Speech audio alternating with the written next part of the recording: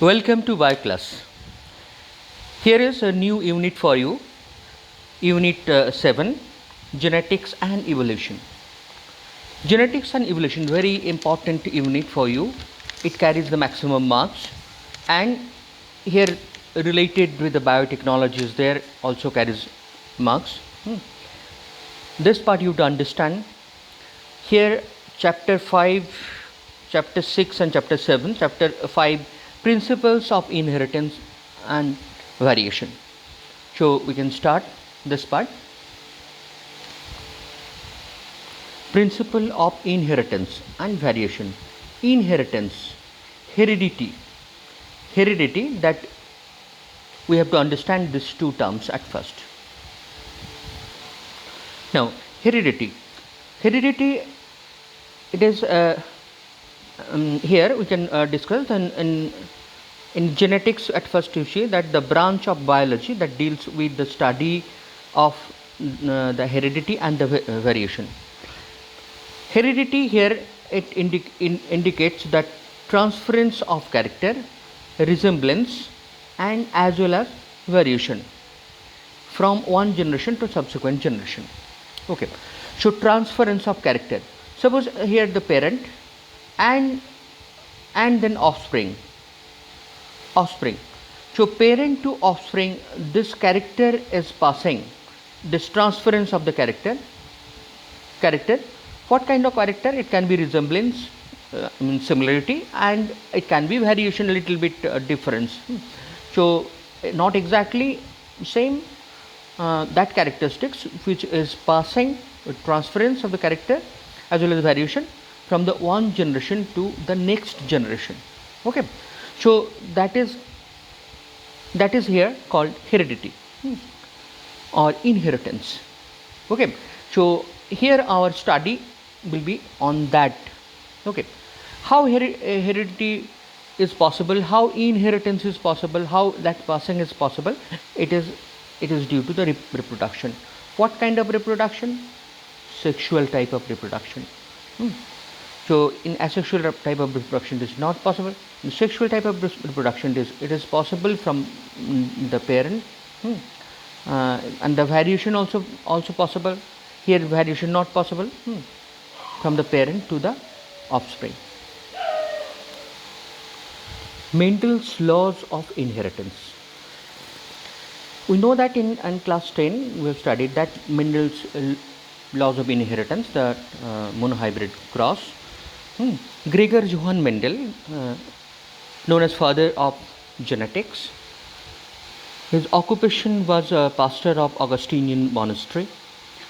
He experimented on pea plant in 7 years, from 1856 to 1863. He experimented 21,000 of pea plant in 7 years, and we have got some very important ratios and terms. Suppose here the dominant and the recessive, these two. The dominant and recessive, we know that there are out of two contrasting character. The one of the character, suppose T that it was there. So here is a tall, here is a dwarf. One of the character it expressed in the next generation. So here is one list. See that the seed, you can see.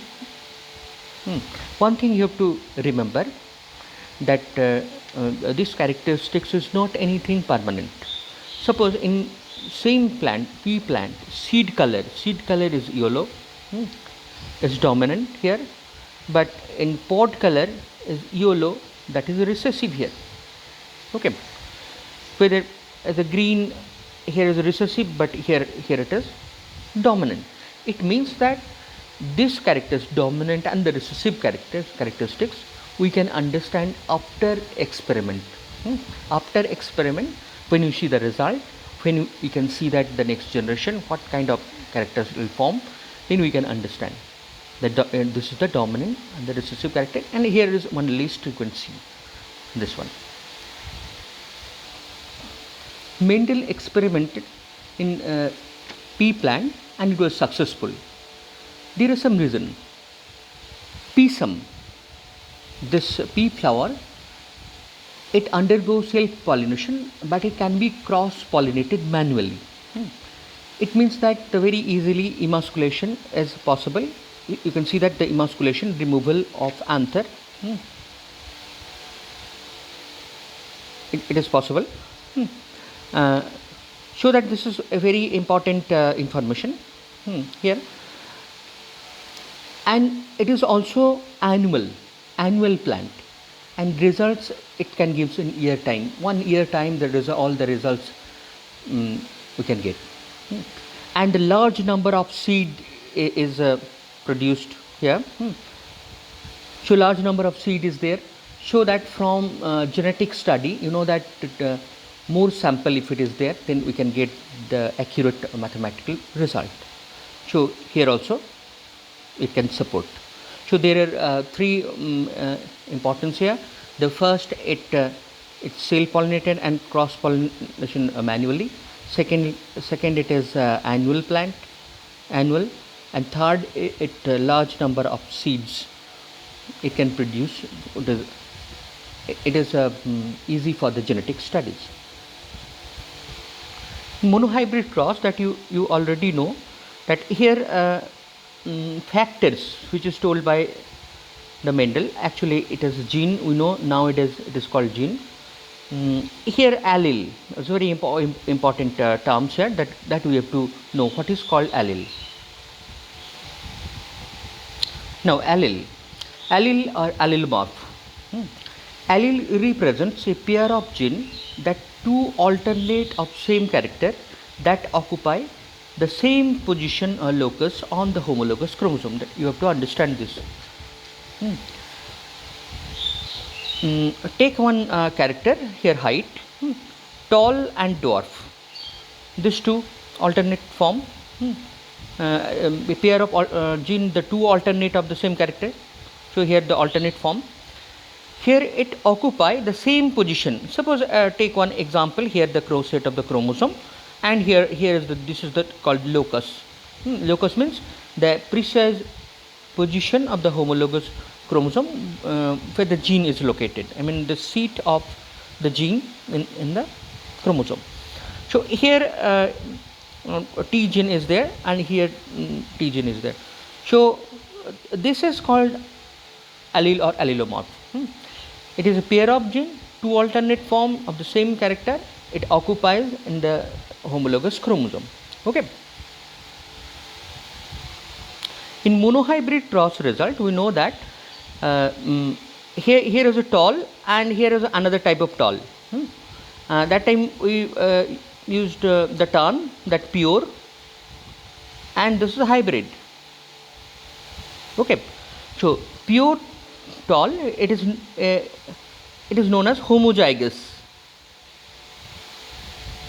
Homozygous, and hybrid, it is known as heterozygous. Okay. So homozygous and heterozygous, it means that these are. Okay, homozygous, I think you can understand that when the two tall gene is there, but in heterozygous as one tall gene is there and the dwarf gene is there. Okay, so but in both cases both are tall, both are in same height. Now in phenotypic ratio and the genotypic ratio, these two ratio we have got. Phenotypic ratio, it indicates that from the outer appearance, it means if we see, then what we can see? We can see the three tall here, so we can see the tall and the dwarf. But in genotypic ratio, here is some genetical part, genetic analysis.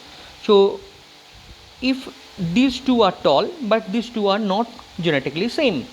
So here in genetically, if you split it, so one will be the homozygous, two will be the heterozygous, and one is dwarf.